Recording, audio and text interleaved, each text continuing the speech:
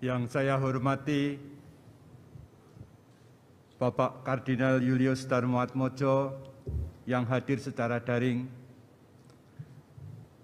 yang saya hormati Bapak Kardinal Ignatius Suharyo, Monsinyur Rubiatmoko, Profesor Didi Akhyari, Kepala LL Dikti Wilayah 5, Bapak Bimo Widyoandoko, Sekretaris LL Dikti Wilayah 5, Ketua Yayasan Sanata Dharma Romo Budi Susanto, Bapak Eka Priyatma, Rektor Sanata Dharma dan sekaligus Ketua Senat Universitas Sanata Dharma, segenap anggota Senat Universitas Sanata Dharma yang saya hormati, yang hadir secara luring maupun daring, seluruh pejabat struktural di lingkungan Sanata Dharma, para dosen, teman-teman tenaga kependidikan, dan seluruh mahasiswa Universitas Sanata Dharma yang saya kasih.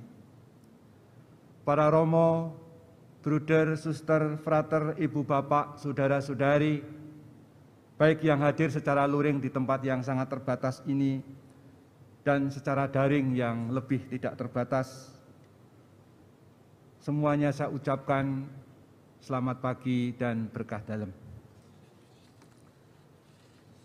Judul pidato saya adalah sumbangan teologi sukacita dalam mewujudkan masyarakat yang semakin bermartabat.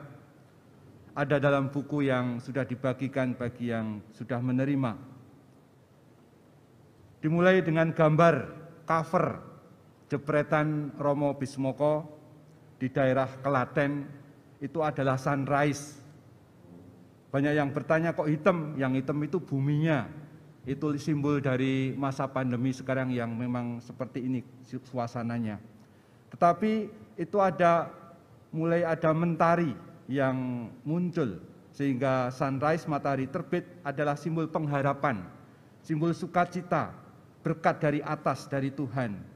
Nah, rumput itu adalah diri kita manusia, bukan rumput yang bergoyang kayak Ebit GAD, tetapi rumput dalam pengertian Mazmur 103, adapun manusia hari-harinya seperti rumput, seperti bunga di padang, demikianlah ia berbunga.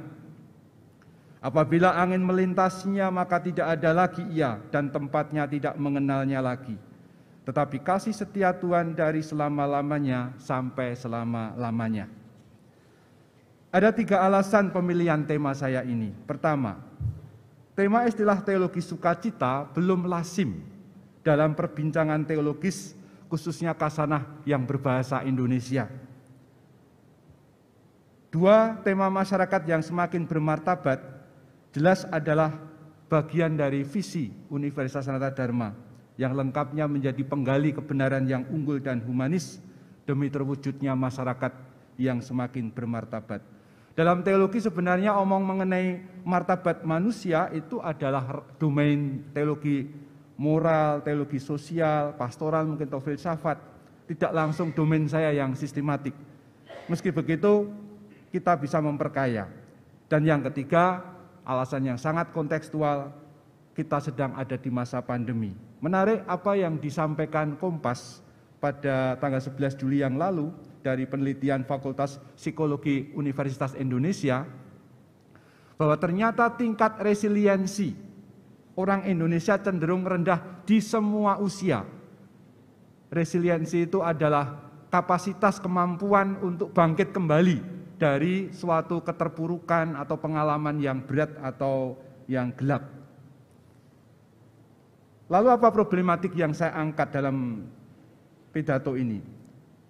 Saya rumuskan 2 hal. Apa arti sukacita dari perspektif teologi Kristiani? Dan bagaimana korelasinya dengan perjuangan mewujudkan masyarakat yang semakin bermartabat? Saya berharap dengan pidato ini, pertama, semoga teologi sukacita memperkaya diskusi dan sekaligus meningkatkan resiliensi kita. Bahasa umumnya imunitas gitu loh. Kedua, memberi perspektif baru bahwa berteologi itu sebenarnya amat dekat dengan hidup kita.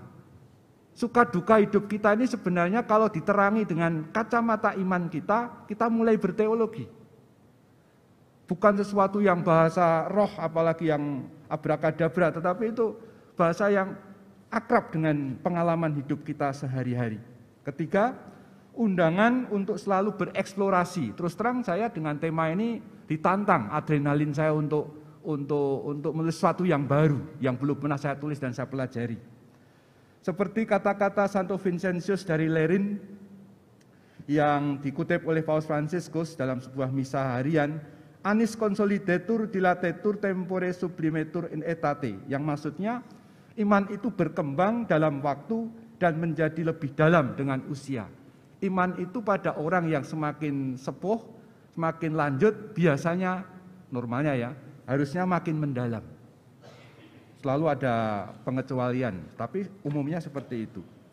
Oke, lalu yang selanjutnya, bagaimana metode pidato saya, eksplorasi ini. Saya menggunakan metode lingkaran pastoral, sebagaimana dipaparkan oleh Joe Holland dan Peter Henriot, sebagaimana disarikan dan dikembangkan oleh Romo Dr. Yohanes Haryatmoko SY, sahabat saya yang sekarang hadir di daring. Ya. Romo Haryatmoko menulis dalam sebuah paper yang dibagikan di kami di fakultas, dia menunjukkan bahwa berteologi itu bisa berpangkal dari pengalaman yang sangat konkret. Lalu dipetakan masalahnya, lalu kita melihat masalah itu dianalisis secara sosial dengan ilmu-ilmu yang bukan teologi umumnya. Nanti saya dengan psikologi. Lalu refleksi teologis, dari ketemu refleksi teologis beberapa simpul dibuat perencanaan pastoral yang dalam hal ini, dalam konteks pidato saya ini lebih pada sumbangan spiritualitas.